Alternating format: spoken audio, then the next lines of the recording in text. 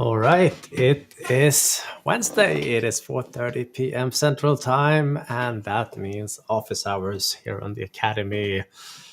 And it is good to be home. Thank you for holding down the fort last Wednesday, Andrew. Of course, it's very good to have you back, and I appreciate you hopping on and joining us at least while you're waiting for the plane to take off. That was a fantastic surprise. Worked out well. Worked out well. It's a little hard searching on the phone, but heck. Hey, you would never leave me hanging, so. Awesome. You had a great trip? It's fantastic to see the family again. It's been a good few months, so that was nice. Good. Awesome. Well, guess what? The world didn't stop turning here in our little community. That's for sure. That's what I hear. Got a few things that I can go through today to start us off, if you'd like. All right. First thing, I have not yet seen this over the last week, but our friend Frank Lesniak, also a local here in the Chicago area, I noticed this tweet from him earlier this week or over the weekend, I guess it might have been, that this UI that you see when you log into, like an Office app or things like that, and asks if you want your organization to manage your device, the UI has changed a little bit. I think it makes things a little bit more clear, but as I saw in the thread and agree with, how likely is it that folks are still going to read this and actually unselect this and hit no this app only? We'll see. But I'll take an improvement. True that, but it will be nice with a button that says "Never show me this again ever." Yeah, exactly. It's not. I've not personally come across a single moment that this was a helpful dialog box. I remember Johan over at Cloudway. He blogged at some point about a registry key that you configure or can set. I'm assuming it's a policy also to basically have this always default to whatever you want it to default to. See if I can find that post while we are searching. Yeah, that would be a good one. Let's see, a couple of other things that just caught my eye. It's been a fairly busy week this week for sure. But came across, mentioned a couple of blog posts from the Practical 365 blog before, but came across a nice post, not so much around Intune and device management, but dealing with inactive accounts in Entra. Very important to make sure that your accounts that aren't actually getting used are in fact getting cleaned up and disabled so they can't be used by a bad actor, for example. So nice blog post here if you're dealing with identities. Also came across this blog post here from Microsoft that there are some new health alerts in Entra that you can subscribe to now. So if you go here, you can see the here in the screenshot, there are a number of different health scenarios that have been added into the tenant that you can, help see some high-level health information for how things are looking in your tenant, which I will always take these native improvements as well. So a nice little thing there for sure. And then last week when we talked, we were only through 3 days of the technical Takeoff event.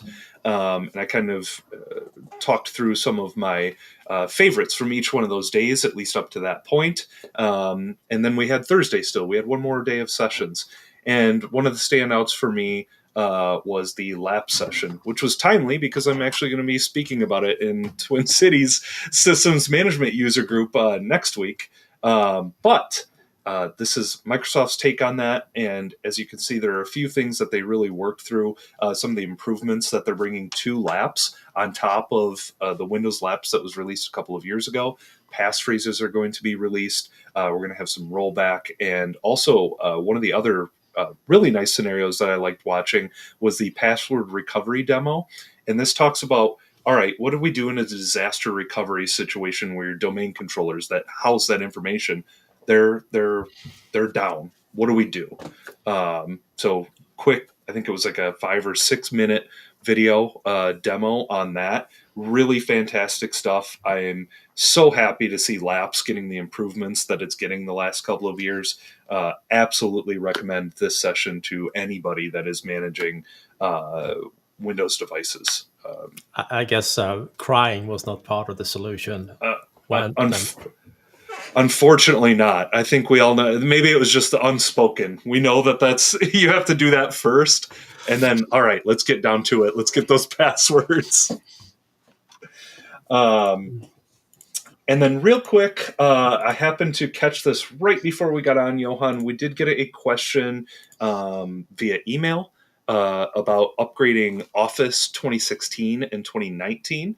So I hope I can answer the question because, like I said, it was right before. But anytime I'm dealing with Office upgrades, I am almost always using the Office Customization Toolkit.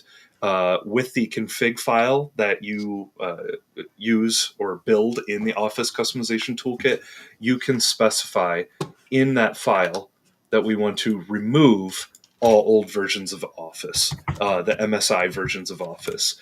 So at a very high level, this is the very first thing that I would attempt first to upgrade from 2016, 2019 up to the M365 apps version or one of the other more recent versions of Office.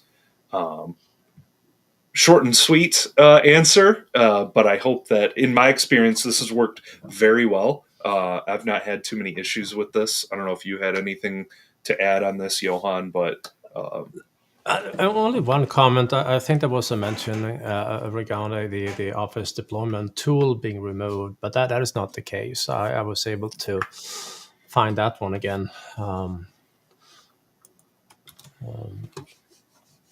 have it on my screen if I can share it. Okay. So this one here is still around to download. So if you want to leverage those XML files to either download or configure an Office setup, that would be it also. So worth mentioning, I think. Absolutely. Yeah. So I hope that helped answer the question. Yeah, I hope so as well. But as more questions come in, please send them our way. Yeah. I did find that post I mentioned from Johan and Sandy. Oh, nice. If you're tired of this message, oh yes, we are. There are some policies that can be used to configure it that are highlighted here, as well as a script that you can deploy from, for example, from Intune to set those values. So maybe that could be helpful.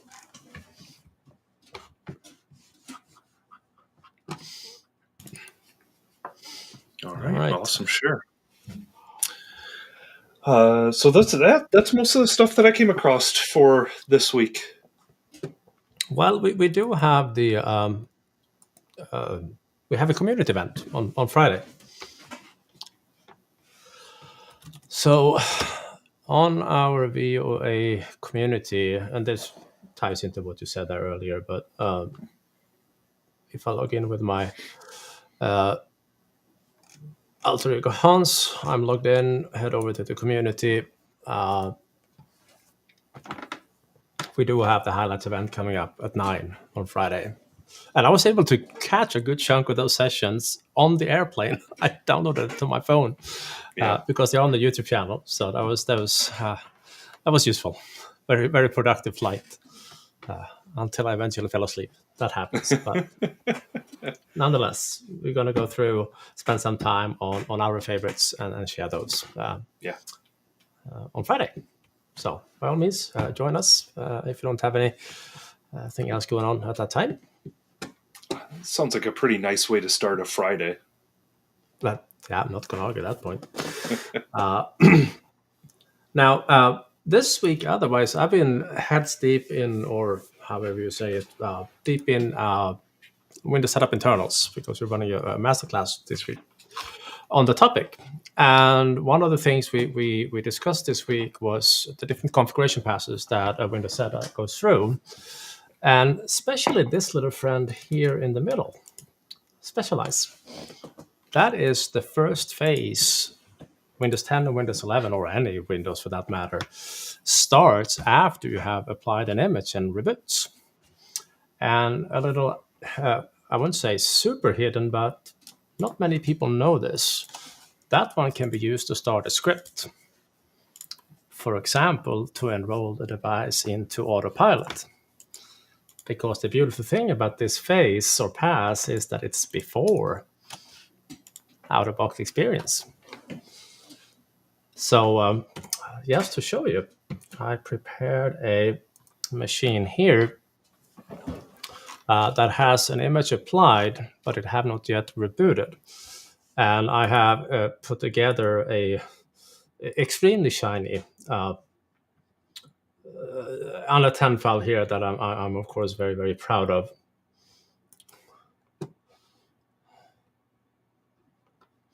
That, come on.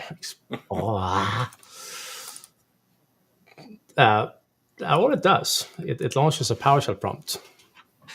But obviously, you can imagine if you can launch a PowerShell prompt, you can launch a PowerShell script instead of just launching the prompt. But the thing is, it is here in the specialized pass of Windows.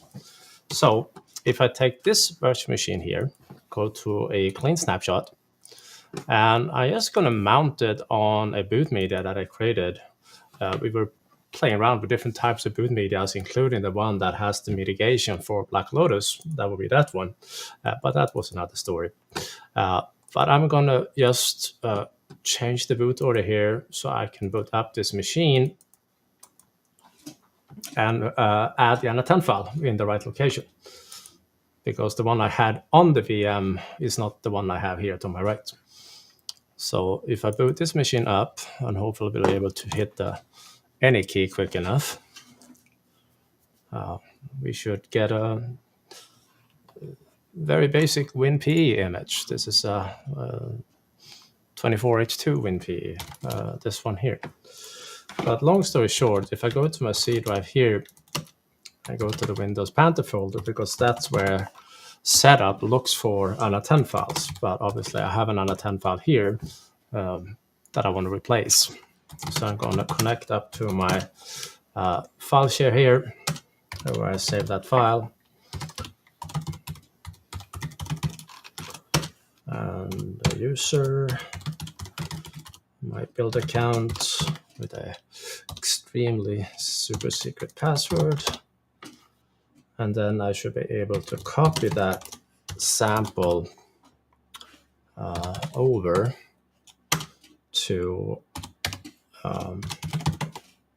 this one and replace it.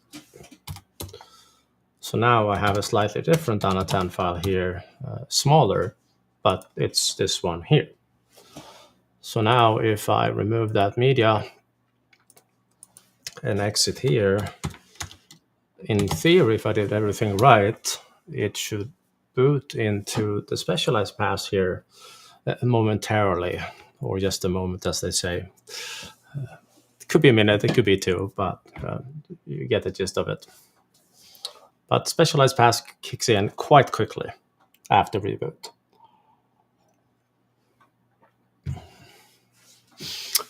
Obviously starting some services. Figuring out some device drivers in the background. And ideally, it should now launch a PowerShell prompt. At least that's the theory behind it. It worked earlier, put it that way. But what can possibly go wrong in a live demo? That's right.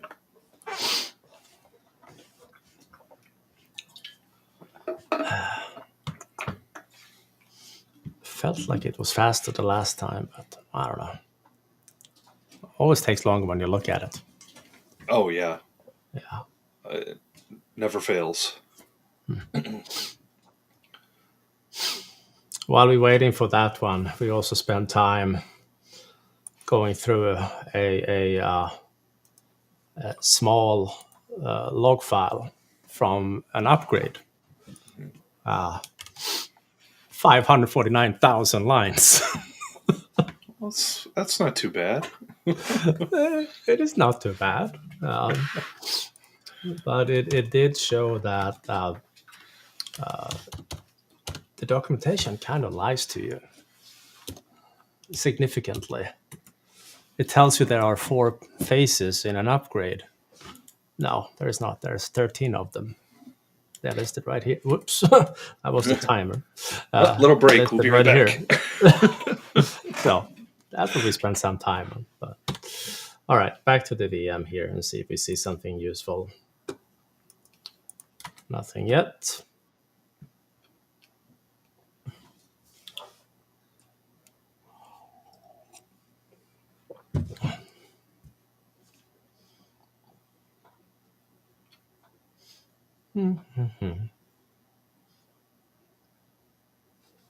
Well, anyhow, we're waiting for that one. When you continue to search through that file, you will eventually see quite nicely organized each and everything that happens in each phase. And eventually you will see the start and end time for every specific action. And there's a lot of stuff going on in an in-place upgrade. More than meets the eye, put it that way. But if you really want to know, as you do, the information is there. Well, and I assume if you did this in a VM, it might not have this information, but this is the log that we were referencing last week, right? That would actually have information about drivers. That too, yeah. Yep. And there we are. There is my PowerShell prompt. Awesome. Waiting. And since I launched it this way through start and wait, it's going to sit here until I'm done. But at this point, I actually do have internet access. So I can call a web service to upload my hardware hash. And since this is full Windows, I'm not limited to the user-driven scenario. I can actually upload a hardware hash that is related to a pre-provisioning scenario, something like that. And gathering hardware hashes in WinP is not supported anyway, but kind of works if you're only use a user-driven scenario. But that's what I wanted to show. So, yeah. Very cool stuff. Thank you, sir. Yeah. Do we have any questions out there? That is the question. We do. Chat is quite active today. I see quite a few hellos, familiar faces, so I want to acknowledge all of those first. Thanks, everybody, for joining. So the first question is from Benny over here on YouTube. Is it best to deploy M365 via Intune config or create your own Win32 app? Leaning towards a Win32 app, but wanted to see what we recommend. And on that note, is there a good script on keeping it on the latest channel rather than having to package it every time? So one of the blog posts that we most commonly refer to, if you want to share my screen, Johan, I'll put this the simple answer first. Use a Win32 app, and then this blog post here from Matthias Melkerson, which builds upon an older blog post from Johan over at MS Endpoint Manager, is going to talk about exactly how to build that Win32 app and package it. As part of this package, what this installer does is simply downloads the latest bits from the Office CDN every time it installs. So that way you're not worrying about having to repackage this all the time. It's going to simply download the files right to the device that you're deploying it to. And even I see, Benny, you mentioned Autopilot in here. Absolutely, this works in that scenario. And then uses the config file that you've specified. And Johan, I'm pretty sure I know the answer to this, but I've got you here to confirm. When you are downloading bits from the Office CDN, delivery optimization will come into play there. Is that correct? I believe so. Yeah, Phil, he did a blog post about that, and he had listed the Office downloads as peerable content. Okay. So yes. So that helps there. If you're going to be installing this Win32 app across a whole bunch of different devices, you still get to rely on delivery optimization to cut down on that bandwidth usage. But I think time and time again, we're seeing folks having more success with this version of deployment. I mean, the nice touch is you don't have to recreate the package every single month or how often you do it. It will just grab the latest whatever. It's a nice touch, I think. Yep. I agree. So we will make sure this link gets shared this evening. Yep. Got a question here about, I happen to see the announcement, but hadn't clicked on anything about it yet. Did we talk about the end of life of the remote desktop app? Windows 365 must use the Windows app by May 27th, 25. I mean, it's been that information has been around for a little while, right? That the Windows app was coming out.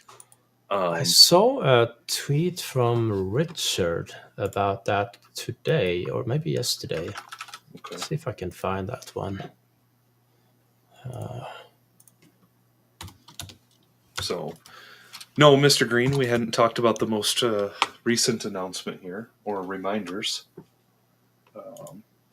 See if I can find it.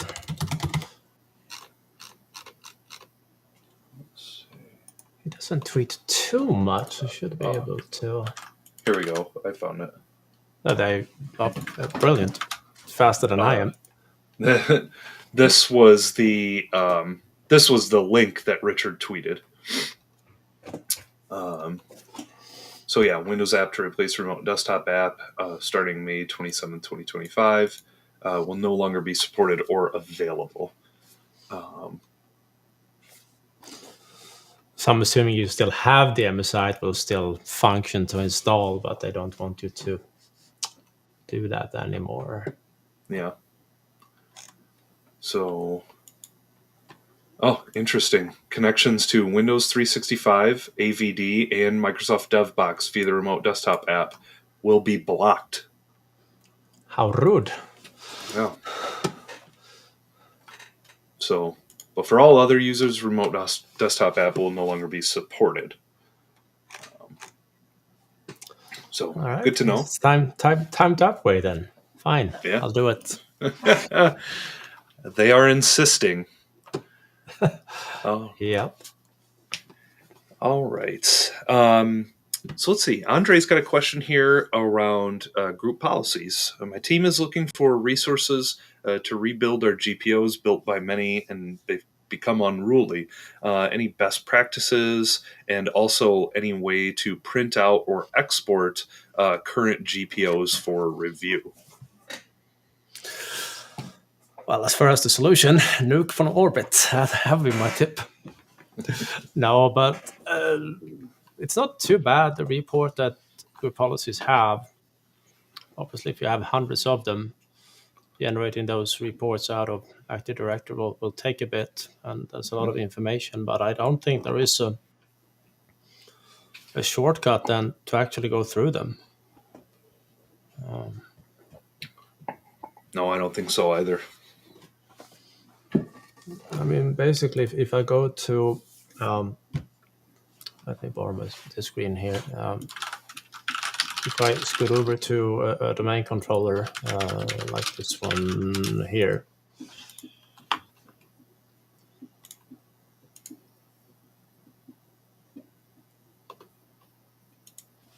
and open up the group policy management console and pick a policy and go to settings, it will generate a somewhat decent report. And this is just basically an HTML file, which obviously you can save out and use. You'll have to go through it. Even GP results on a client can give you ideas on what's being used, etc. So if you have a, let's see what I have running at the moment. This one maybe.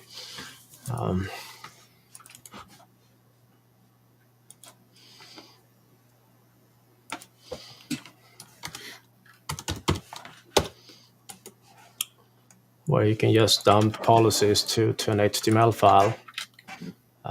In this case, I'm just creating a folder and then running GP result with a magic switch H for HTML.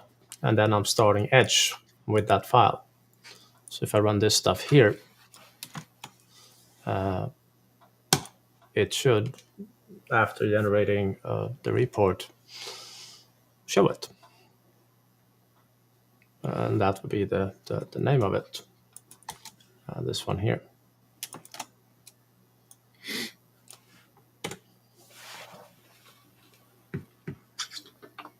And there we are. We have all the settings that this particular client has been targeted with, which policy that was winning and stuff like that. Of course, you have a ConfigMgr client push winning here. So maybe that. All right. Let's see. Got a question over here from Matthew over on YouTube. Doing a task sequence to replace. It says doing a task. I think it's doing a task sequence to replace a computer. I've imported computer information and everything looks okay. Entered the PC name and MAC address of the replacement PC, but when I boot up the replacement PC, it does not Pixie boot, and I get a message that the network adapter, a boot image was not found. SCSI disk bootloader did not load an OS. I've deployed several PCs already, so Pixie does appear to be working, and the MAC address is correct. Let me see if I got that right. I mean, the most common reason for Pixie failing in this particular scenario is that the boundary group that this PC is a part of is pointing to a distribution point that simply don't have the boot image distributed to it. I see that happen all the time. You have 10 DPs, but the boot image is only on 8 of them. And then you have a bunch of clients that happen to point to the other 2 that don't have the boot image. And then you get that type of error in the log file.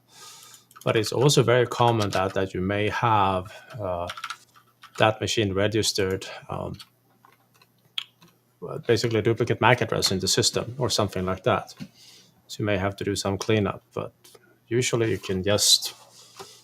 I mean, if I go to server here, not that one,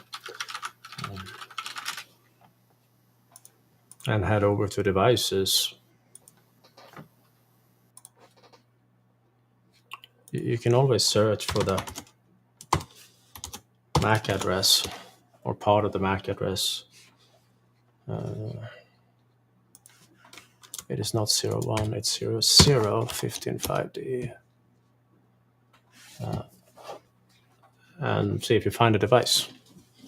And see if the device is in a collection that actually have a deployment. If it's an unknown device and you have, or if you have deployments to unknown computers and the device happen to be known, well, you have to nuke it before you can deploy it again. So it's a little bit hard to say exactly from what the message was in there, but it's usually not too hard to figure out why a Pixie boot is not working.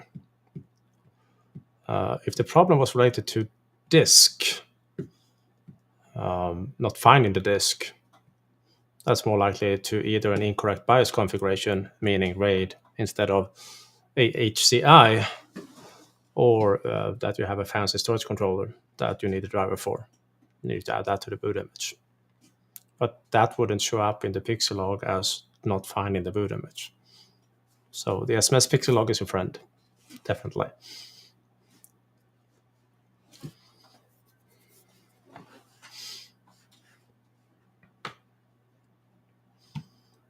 All right.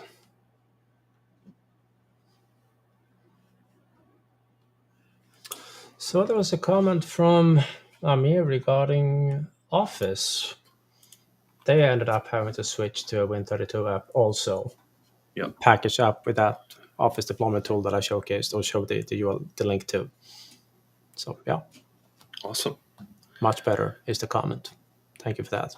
Yeah, agreed. All right. And now that I've found the unmute button on my on my browser, Congratulations. thank you. I had another question here from Mr. Green over on YouTube. Johan, are you still not a fan of Hybrid Azure AD Joined during Autopilot? Correct. Still not a fan. I will second that. I think I'd rather take a beating with a brick than that part. Or a root canal or something that is less painful than Autopilot and Hybrid Join. But we should say it is a supported scenario for those that feel they need it for purposes that are either technical or political. It is a supported scenario, but most of us will point you away from it. It is also supported to jump off a cliff. It doesn't mean it's a good idea. That's also accurate. Yes, I agree. Microsoft has put in a lot of effort to reduce the need to do a hybrid join, so long as you have your identities synced from on-prem to Entra, which I find most of us are. If you're using M365, you're already syncing your identities anyways. So you can do things like Cloud Kerberos Trust that really cut down on the issues that a lot of folks feel Hybrid Azure AD Join or Hybrid Entra Join will solve. But it is, as Johan so eloquently put it, a pain. It is painful. I was trying to find that warning. This one of these documentation pages. They basically said, "Don't do this. We do support it, but don't do it." Yeah. And for someone who has read Microsoft documentation for like 30 years by now, they rarely post stuff like that. They often are very like, "This is how it works. This is the features and whatnot." Yeah. They usually don't post like, "Yeah, we know, yes, stay away." So do stay away. I was hoping I could find that little snippet, but it doesn't look like I can find it at the moment.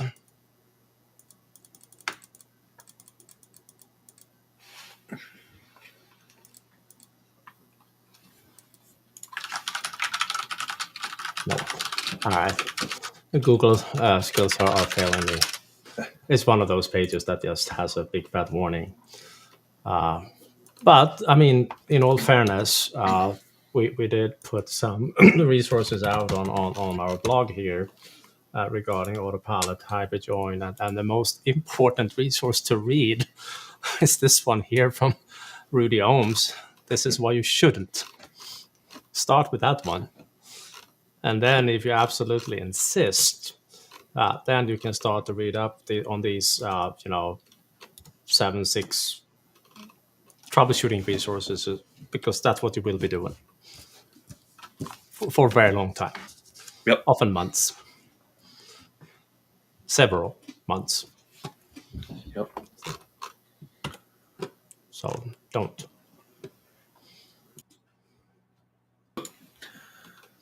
All right. What else? All right. Got a question here from Tim over on YouTube. We recently noticed with the latest Windows 11 media dated January that Microsoft is defaulting the user's desktop wallpaper to a different image, not image 0.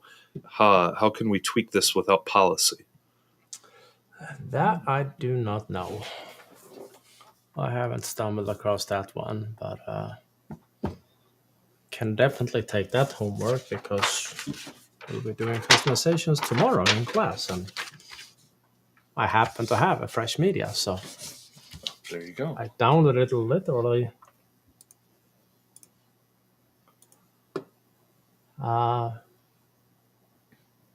yesterday. This was for IoT, doing some IoT stuff. That's fun. Windows is Windows, but just different license windows. And if you play your licenses right with IoT, you get longer support. It is shiny. Ah, very nice. Yeah. Well, and we'll have fresh media again in about a little under a week. Yeah, I've been quite impressed. I've been holding that for about 7 days after Patch Tuesday. Yeah. So Awesome. All right. Do you know anything? This is a question coming in from LinkedIn. Doesn't show the user's name though over on our side. But do you know anything about snipping tool not working on a bare metal image? We're having issues with this. When I install it via the Apex files offline, this is on Windows 11 24 H2 Enterprise. no, I can't say I have. Had a good chunk of other troubles with Windows 11 24 H2, but that's another story. But I haven't heard anything about the snipping tool. Yes, Rod Trent tweeted something about it recently, but I don't think it was related to troubles. I haven't personally come across anything, and that's something that I use regularly. Of course, I guess I'm not laying down a bare metal image on my daily driver regularly, but let's see.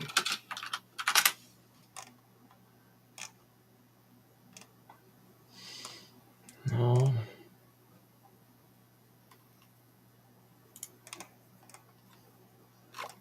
I can't find it now, of course.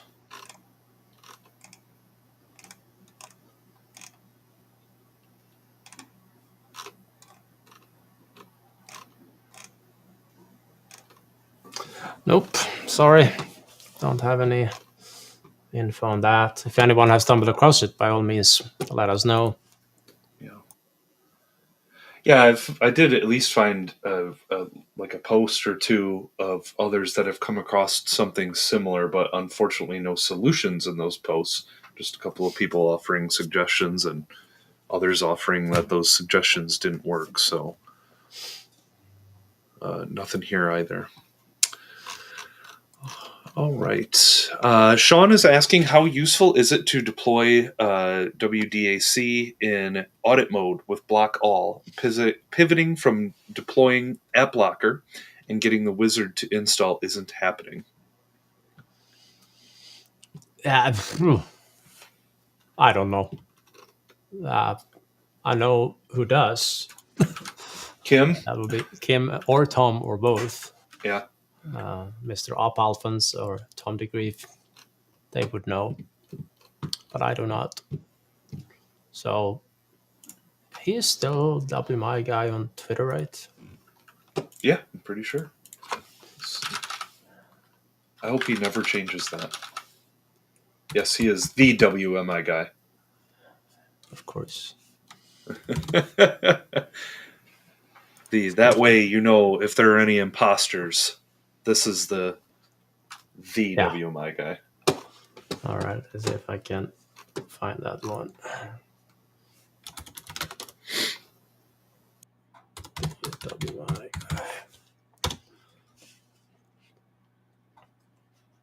guy.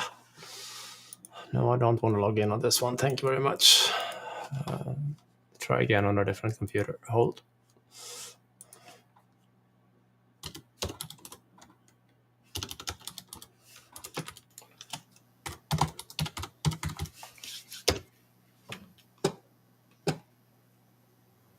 All right.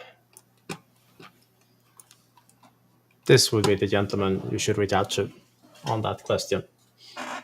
What he doesn't know about WDAC is probably not worth knowing. So, and he's quite friendly to reach out to. Doesn't bite much. Agreed. All right. I mean, a shameless plug, obviously. there is a reason why they run our 5-day class on Defender for application, Yep.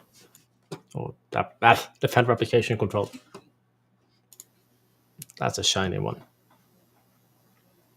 All right. All right.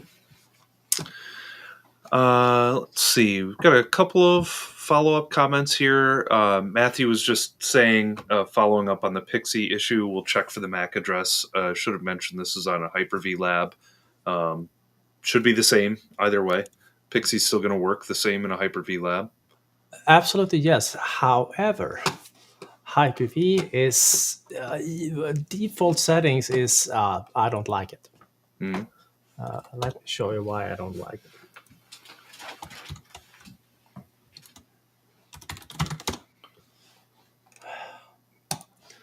The pool by default is not very big.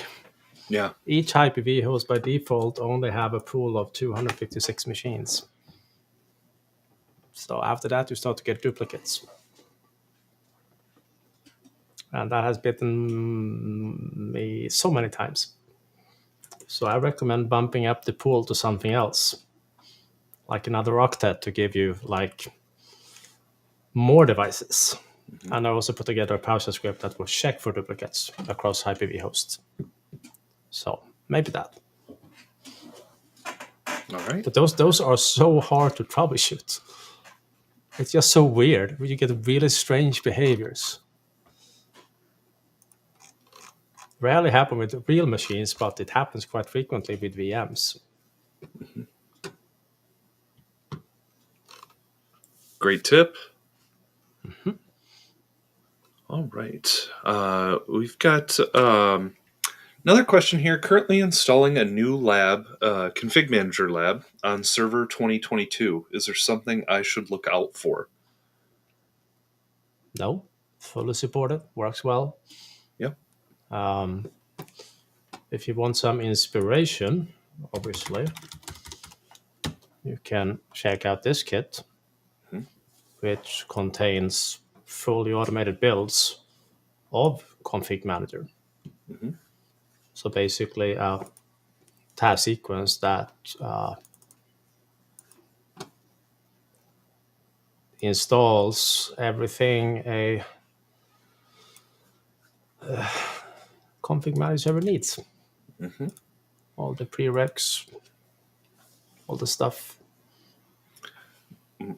And if server 2025 is important, if you wait a couple of days, I have it on good authority that the 2025 kit is working fairly well. I saw that email, and first of all, thank you for doing that, and thank you, Robert, for helping to test. Yeah, appreciate that, fellow Swede that stepped in to do some testing for us. Oh my gosh, and his response was fantastic, because there's so many little things that you have to change in the README and the scripts and things, just because we're updating versions and all of this. Having a second set of eyes after you've looked at the README for a while is so important. You start missing little things sometimes. Yep. So I agree. Thank you so much, Robert.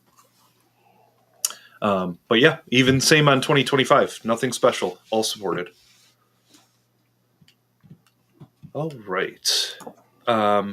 Matthew's asking, I should mention this real quick too. See, Benny had a comment. I've had 2 root canals and also done Autopilot Hybrid Join.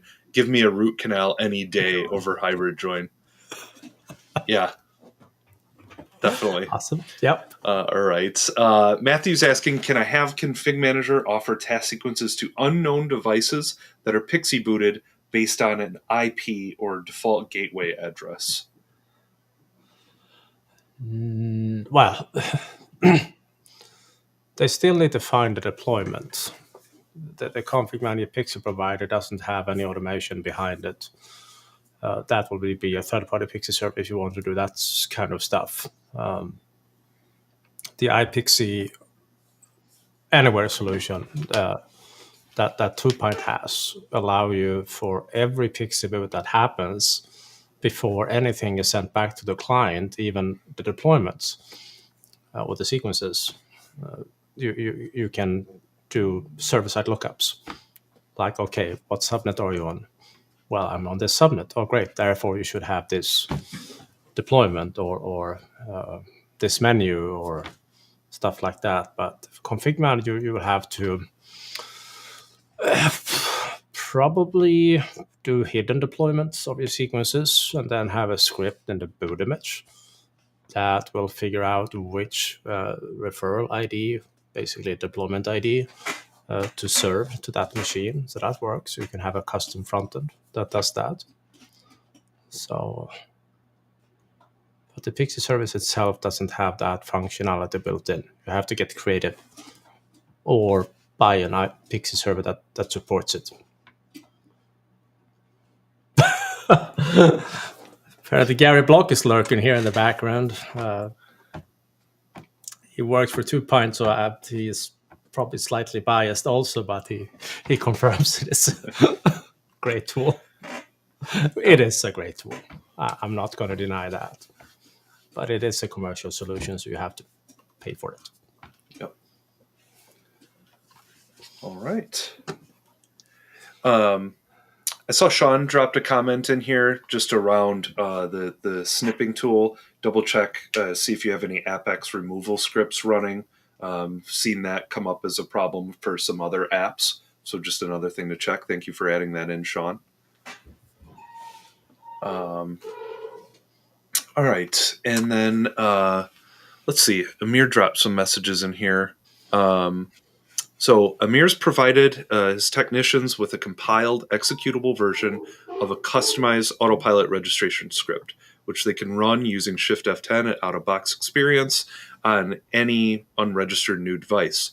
The script uses an app registration to automatically register the device, waits for the profile assignment confirmation, and then allows provisioning to begin, and then sends a webhook message to a Teams channel with device details for our records. Awesome. Now we need to include, very. Now we need to include the technician's UPN in that message. When prompting them to enter it has an option. Validating the UPN has been tricky since the device isn't in compliance yet, and conditional access is blocking every user authentication method I knew. Any way to send a direct push notification to their phone's already registered MS Authenticator app? Probably, but I don't know how. Not on the top of my head. Same. Cool outside the box thinking though. I like that. Yeah, I like it. Yeah. It's a little bit like Oliver's, what they call it, the Autopilot manager that he built. Oh yeah. Yep.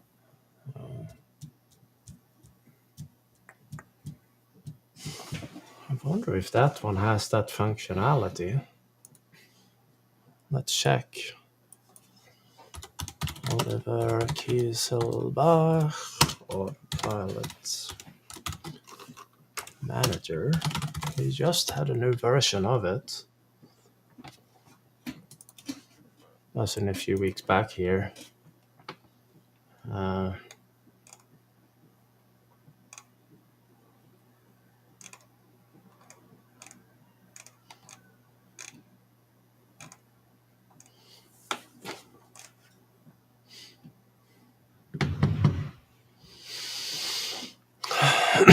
There seems to be some sort of approval process in it, but it doesn't look like there is a notification.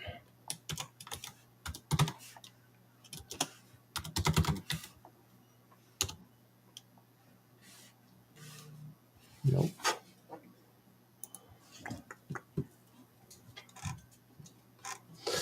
Might be doable by leveraging a web service or something that does that lookup on behalf of the client.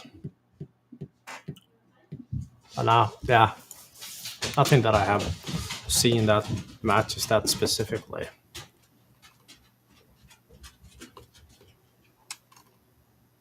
All right. See a comment here from Matthew. Matthew's used the hydration kit for Server 2022. Worked great. Awesome. Happy to hear that. Yep, me too. And I was very biased. A little bit.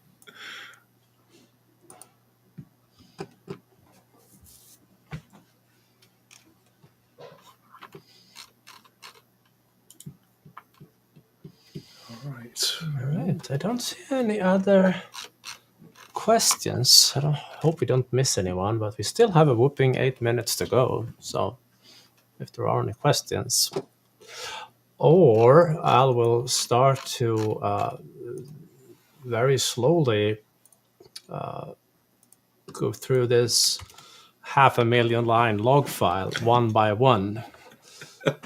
Keep us busy for a bit.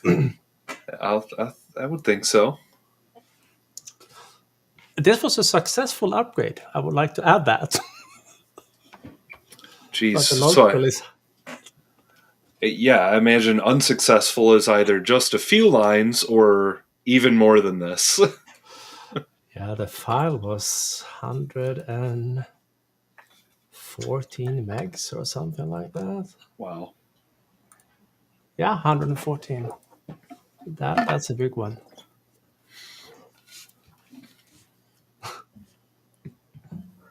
All right. Fun stuff. Oh, well, that did challenge Matthew to come up with another question. So good job, Johan. Can I make a software package of several third-party apps that I can then add to a task sequence?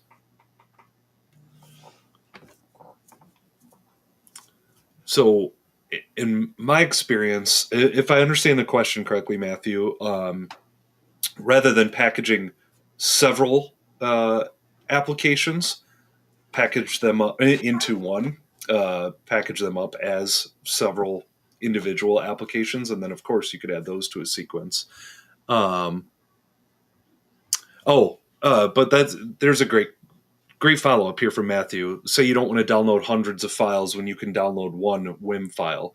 So you can do that on a per application basis. I don't know if you have something different, Johan, but I would still say separate WIMs for each application rather than bundling multiple applications together. But we actually have... you want to pull up that little wrapper script that we have up on GitHub, Johan? The one for applications as WIM files? Yeah. That I can do. I think you might be familiar with that repository. Just a little bit. The cleverly named application as WIM files. Yeah. So this is just a short version. You can, of course, add more error handling and especially around the dismount, because sometimes it disagrees if there are open file handles to it. But long story short, this is a script that you can run.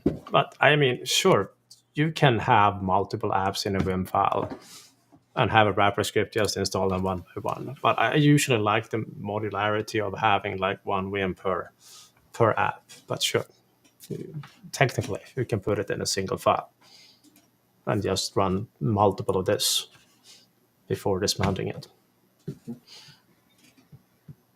So yeah, it works. Well, and this is the same kind of thing that we're doing for if we're using the driver automation tool in modern driver management. Pretty much putting the driver packages together as WIM files. It's much more reliable.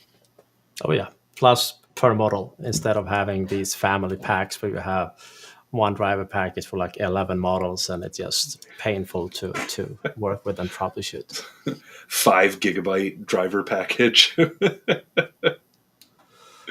you think you'd ever see the day? Oh yeah, I've seen from Lenovo 5 gig, and that was for a single model. Yeah. I suspect multiple video cards available for that model.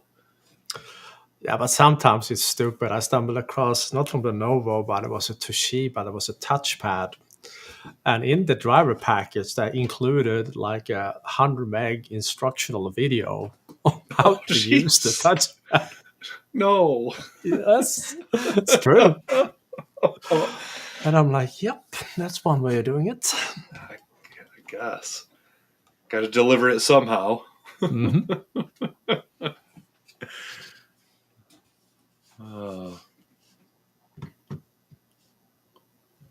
Awesome. Hey, some kind words from Gary here. Thanks, Gary. Thanks for joining. think, double check one last time here, Johan. I think we grabbed all the questions at least. Great questions today, as always. As always.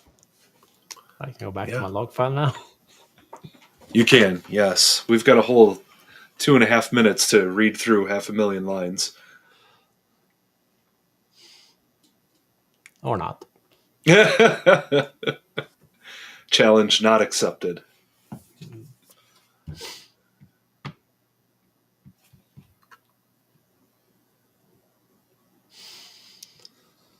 All right, then. I don't see any more questions.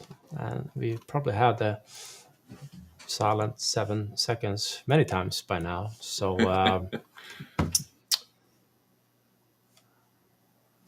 I think it is simply time to thank you, everyone, for joining us. And thank you, Andrew. It's great to be back again. But we hope to see you next Wednesday, 4:30. So until then, have a great week. Absolutely. Thanks, Johan. Thanks, everyone, for joining.